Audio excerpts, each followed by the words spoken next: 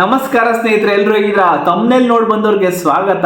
ಜನವರಿ 1ರಿಂದ ಜನವರಿ 15ನೇ ತಾರೀಕುವರೆಗೂ ಏನಾದರೂ ಶಾಲಾ ಕಾಲೇಜುಗಳಿಗೆ ರಜೆ ಘೋಷಿಸಿದ್ದಾರಾ? ಹೌದು, ಇವಾಗ ಒಂದು ಹೊಸ ಅಪ್ಡೇಟ್ ಬರ್ತಾ ಇದೆ. ಏನಂತ ಅಂದ್ರೆ, ಕರ್ನಾಟಕ ಅಷ್ಟೇ ಅಲ್ಲದೆ ಉತ್ತರ ಭಾರತದಲ್ಲೂ ಹಾಗೂ ಬೇರೆ ರಾಜ್ಯಗಳಲ್ಲೂ ರಜೆಯನ್ನ ಘೋಷಣೆ ಮಾಡ್ತಾ ಇದ್ದಾರೆ. ಆದ್ರೆ ಯಾವ ಕಾರಣಕ್ಕೆ?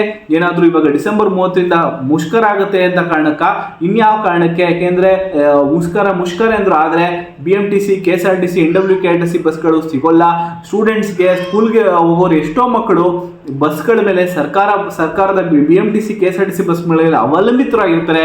ಆ ಕಾರಣಕ್ಕೋಸ್ಕರ ರಜಾ ಕೊಡ್ತಾ ಇದ್ದಾರಾ? ಇಲ್ಲ, ಅದಕ್ಕೂ ಅಲ್ಲ. ಏನಕ್ಕಪ್ಪ ಅಂತ ಕೂಡ ನಾನು ಮುಂದೆ ಹೇಳ್ತಾ ಹೋಗ್ತೀನಿ. ನಮ್ಮ CM ಅವರು ಕೂಡ ಒಂದು ಘೋಷಣೆಯನ್ನು ಕೊಟ್ಟಿದ್ದಾರೆ. ಉತ್ತರ ಭಾರತದಲ್ಲೂ ಕೂಡ ಇದೇ ರೀತಿ ರಜೆಗಳನ್ನ ಪ್ರತಿ ವರ್ಷ ಘೋಷಣೆ ಮಾಡ್ತಾರೆ. ಇವಾಗ ತುಂಬಾ ಚಳಿಗಾಲ ಇರೋ ಕಾರಣಕ್ಕೋಸ್ಕರ ಸ್ಕೂಲ್ಗೆ ಹೋಗೋ ಟೈಮಿಂಗ್ಸ್ಗಳು ಕೂಡ ವ್ಯತ್ಯಯ ಆಗ್ತಾ ಇರುತ್ತೆ. ಏನು 7:30 8 ಗಂಟೆಗೆ ಶುರುವಾಗುವಾಗ ಸ್ಕೂಲ್ಗಳು 9 ಗಂಟೆವರೆಗೂ ಸ್ಕೂಲ್ಗಳು ಶುರು ಆಗುತ್ತೆ. ಯಾಕೆಂದ್ರೆ ತುಂಬಾ ವಿಪರೀತ ಚಳಿ ಇರುತ್ತೆ. ಡೆಲ್ಲಿ ಇರ್ಬೋದು, ಸುತ್ತಮುತ್ತಲ ಪ್ರದೇಶಗಳಿರ್ಬೋದು, ಸುತ್ತಮುತ್ತಲ ರಾಜ್ಯ ಉತ್ತರಾಖಂಡ್ ಸುತ್ತಮುತ್ತಲ ರಾಜ್ಯಗಳಲ್ಲಿ ತುಂಬಾ ಚಳಿ ಇರೋ ಕಾರಣಕ್ಕೋಸ್ಕರ ಅವ್ರಿಗೆ ಸ್ಕೂಲ್ಗೆ ಹೋಗಕ್ಕೆ ತುಂಬಾ ಕಷ್ಟ ಆಗುತ್ತೆ.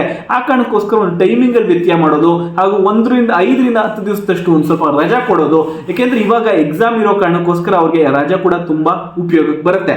ಹಾಗೂ ದಕ್ಷಿಣ ಭಾರತದಲ್ಲೂ ಕೂಡ ರಜಾ ಕೊಡ್ತಾ ಇರ್ತಾರಂತೆ. ಯಾಕೆ ಈ ಟೈಮಲ್ಲಿ ರಜಾ ಕೊಡ್ತಾರೆ ಅಂದ್ರೆ, ದಕ್ಷಿಣ ಭಾರತದಲ್ಲಿ ರಜಾ ಕೊಡೋಕೆ ಮೇನ್ ರೀಸನ್ ಏನಂದ್ರೆ ಮಳೆ.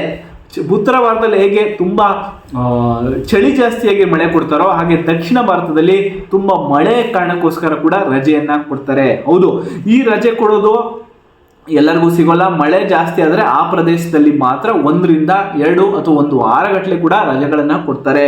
ಆ ಫ್ರೀ ಬಸ್ ನಿಮ್ಗೆ ಗೊತ್ತಿರೋ ಹಾಗೆ ತುಂಬಾ ಒಳ್ಳೇದು ಮಾಡಿದೆ. ಆದ್ರೆ ಒಂದ್ ಮಟ್ಟಕ್ಕೆ ಸಾರಿಗೆ ಸಂಸ್ಥೆ ಇವಾಗ ನಷ್ಟದಲ್ಲಿದೆಯಂತೆ. 25% ಅಷ್ಟು ವೇತನ ಹೆಚ್ಚಳ ಮಾಡಬೇಕು. ಸುಮಾರು ವರ್ಷ ಆಗಿದೆ ಇನ್ನ ವೇತನ ಹೆಚ್ಚಳ ಆಗಿಲ್ಲ ಅಂತ ಕೂಡ ಧರಣಿಯನ್ನು ಕೂತಾರೆ. ಮುಷ್ಕರ ಅಂತ ಕರೀತಾ ಇರೋದು. ಅನಿರ್ದಿಷ್ಟವಾದಿ ಏನಿದೆ ಟೈಮಿಂಗ್ಸ್ ಸಾರಿ ಫ್ರೆಂಡ್ಸ್, ಏನಂತಂದ್ರೆ ಯಾವುದೇ ರೀತಿ ಟೈಮಿಂಗ್ ಇರೋಲ್ಲ. ಅವರು ಒಂದು ಟೈಮಿಂಗ್ ಇಲ್ದಲೆ ಅವರು ಯಾವಾಗ ಬಂದ್ ಹೇಳ್ತಾರೆ ಅಂತ ಗೊತ್ತಿಲ್ಲದಕ್ಕೆ ಅನಿರ್ದಿಷ್ಟವಾದಿ ಅಂತ ಅಂತಾರೆ. ನನಗೆ ಮಿಸ್ಟೇಕ್ ಆಗಿದೆ. 1500 ಕೋಟಿಯಷ್ಟು ಇನ್ನು ಬಿಡುಗಡೆ ಮಾಡಬೇಕಂತೆ. ಎಲ್ಲರ ಸಂಬಳ ಕೂಡ ಬಾಕಿ ಇಟ್ಕೊಂಡಿದ್ದಾರಂತೆ. 30ರಿಂದ 35 ತಿಂಗಳಷ್ಟು ಸಂಬಳ ಇನ್ನ ಸರಿ ಕೊಟ್ಟಿಲ್ಲಂತೆ. ಇದೆಲ್ಲ ಜೊತೆಗೆ ಏನಕ್ಕೆ ಕರ್ನಾಟಕ ರಾಜ್ಯದಲ್ಲಿ ಜನವರಿ 1ರಿಂದ ಜನವರಿ 15ನೇ ತಾರೀಕುವರೆಗೂ ರಜಾ ಘೋಷಣೆ ಮಾಡಿ ಅಂತ ನೀವೇನಾದ್ರೂ ಕೇಳಿದ್ರೆ, ಇದಕ್ಕೆ ಮುಖ್ಯ ಕಾರಣ ಬಂದ್ಬಿಟ್ಟು ಎಕ್ಸಾಮ್ಸ್. ಫಸ್ಟ್ PUC ಇರ್ಬೋದು, ಸೆಕೆಂಡ್ PUC ಇರ್ಬೋದು, 10th ಇರ್ಬೋದು ಅಥವಾ ಡಿಗ್ರಿ ಇರ್ಬೋದು, ಇದೆಲ್ಲದಕ್ಕೂ ಎಕ್ಸಾಮ್ಗಳು ಇನ್ನು ಫೆಬ್ರವರಿ ಮಾರ್ಚಲ್ಲಿ ಶುರು ಆಗ್ಬಿಡುತ್ತೆ. ಆ ಕಾರಣಕ್ಕೋಸ್ಕರ ಮಕ್ಕಳಿಗೆ ಓದ್ಕೊಳ್ಳಿ ಅಂತ ಶಾಲೆಗಳ ಆಧಾರ ಮೇಲೆ ಮಕ್ಕಳು ಓದ್ಕೊಳ್ಳಿ ಅಂತ ಕೂಡ ರಜಾ ಕೊಡ್ತಾ ಇದ್ದಾರೆ. ಇದು ಏನಂದ್ರೆ ಶಾಲೆ ಮೇಲೆ ಡಿಪೆಂಡ್ ಆಗುತ್ತೆ. ಅವರ ಶಾಲೆಗಳು ಏನೇನು ಸ್ವಲ್ಪ ಮಟ್ಟಿಗೆ ಅದರಲ್ಲಿ ಎಕ್ಸ್ಚೇಂಜ್ ಮಾಡ್ಕೊಂಡು ಹಿಂದೆ ಮುಂದೆ ಮಾಡ್ಕೊಂಡು ರಜಾ ಕೊಡ್ತಾರೆ. ಎಲ್ಲ ಮಕ್ಕಳಿಗೆ ಕೊಡ್ತಾರೆ. 1ನೇ ಕ್ಲಾಸಿಂದ ಇಲ್ಲ.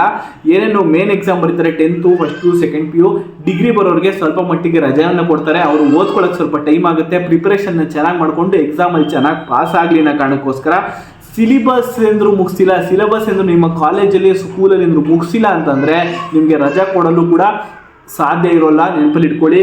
ಸಿಲೆಬಸ್ ಮುಗಿಸಿರೋರು ಎಕ್ಸಾಮ್ ಪ್ರಿಪರೇಷನ್ ಆಗ್ಲಿಕ್ಕೆ ರಜೆ ಕೊಡ್ತಾರೆ. ಸಿಲೆಬಸ್ ಏನೋ ಮುಗಿಸಿಲ್ಲ, ಇನ್ನ ಒಂದು 2-3 ಪಾಠಗಳು ಮಿಸ್ ಆಗಿದೆ, ಇನ್ನು ಕವರ್ ಮಾಡಿಲ್ಲ ಅಂದ್ರೆ ಅಂಥವ್ರು ರಜೆಗಳನ್ನ ಹಿಂದೆ ಮುಂದೆ ಮಾಡ್ಕೊಂತಾರೆ.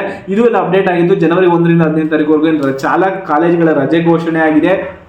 ಏನೇನು ಮಾಹಿತಿ ಹೊರಗಡೆ ತುಂಬ ವಿಡಿಯೋಗಳು ಬರ್ತಿದೆ, ಅದ್ರ ಬಗ್ಗೆ ಒಂದು ಚಿಕ್ಕ ಅಪ್ಡೇಟ್ನ ಕೊಟ್ಟೆ. ಇದೇ ರೀತಿ ನಮ್ಮ ಚಾನಲ್ಗೆ ಸಬ್ಸ್ಕ್ರೈಬ್ ಮಾಡ್ಕೊಳ್ಳಿ, ಬೆಲ್ ಐಕಾನ್ ಅಂತ ಮರಿಬೇಡಿ. ನಮಗೆ ಅಪ್ಡೇಟ್ ಬಂದ ತಕ್ಷಣ ನಿಮಗೆ ಕೂಡ ಕೊಡ್ತೀವಿ ಅಂತ ಹೇಳ್ತಾ ಇದ್ದೀನಿ. ಚೇಂಜಸ್ ಆದ್ರೆ ಕೂಡ ನಾನು ಮಾಹಿತಿ ಕೊಡ್ತೀನಿ. ಇಲ್ಲಾಂದ್ರೂ ಮಾಹಿತಿ ಮಿಸ್ಟೇಕ್ ಆಗಿದ್ರೆ ಅಥವಾ ಕನ್ನಡದ ಮಾತಾಡ್ತಾ ಮಿಸ್ಟೇಕ್ ಆಗಿದ್ರೆ ಕ್ಷಮಿಸ್ಬಿಡಿ ಅಂತ ಹೇಳ್ತಾ, ನೆಕ್ಸ್ಟ್ ಹೊಸ ಅಪ್ಡೇಟ್ ಹೊಸ ಮಾಹಿತಿ ಇಟ್ಕೊಂಡು ಸಿಗ್ತೀನಿ. ಚಾನಲ್ಗೆ ಸಬ್ಸ್ಕ್ರೈಬ್ ಮಾಡ್ಕೊಂಡು ಬೆಲ್ ಐಕಾನ್ ಅಂತ ಮರಿಬೇಡಿ.